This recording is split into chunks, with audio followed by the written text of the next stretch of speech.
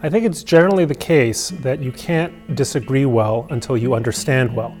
And so if you refuse to be exposed to speaker X, Y, or Z on account of things you might have heard about that speaker, chances are you're never going to develop the intellectual resources to rebut that person. That speaker is going to be out in the world whether he speaks on your campus or not. Trying to bring as wide a range of speakers, even speakers whose views we might deplore. Remember, in the 1940s and 1950s, some of those speakers might have, for example, been communists, and administrators might have been reluctant to bring them on board. Sunshine, as I think Louis Brandeis said, is the best disinfectant. You shouldn't try to just run views out of the public square. You ought to make the effort to try to persuade the other side of your point of view. If you don't give them that opportunity, by disinviting them, by refusing to engage them, you're not winning the debate, you're suppressing it. And in suppressing it, you're going to live with the consequences. You have a serious issue on campuses of sexual harassment, sexual assault, and on occasion also rape. And that has to be addressed and has to be taken seriously.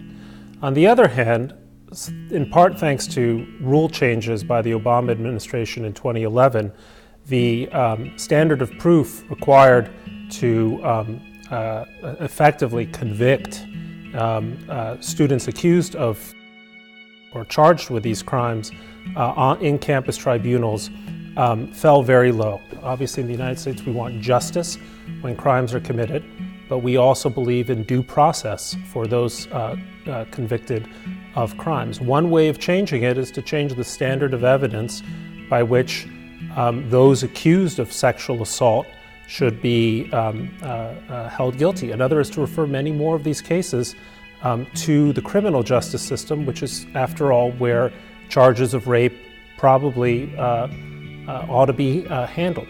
You're never going to get, I think, a perfect outcome here, but there has to be some sort of, I think, more even balance between our concern for justice, which has to be absolute, and our concern for due process, which is an integral piece of achieving just results. Henry Kissinger, somewhere in his memoirs, talks about the American pattern of what he calls a disastrous oscillation between isolationism and overcommitment. And I think the first thing that any president of either party ought to do is to always try to chart a middle course between those two extremes. We suffered from the extremes of overcommitment in the previous decade. To some extent, we may have suffered from extremes of isolation in the current one. The United States is well served when our friends don't doubt our commitment to them and our adversaries don't doubt our credibility. When we confuse those signals, things tend to go badly for us, as they did just a few years ago in Syria. 110 years ago, Teddy Roosevelt offered terrific advice. He said, walk softly and carry a big stick. I'm afraid right now we're talking very loudly. We'll see how big our stick is, but loud talk doesn't necessarily serve American interests well.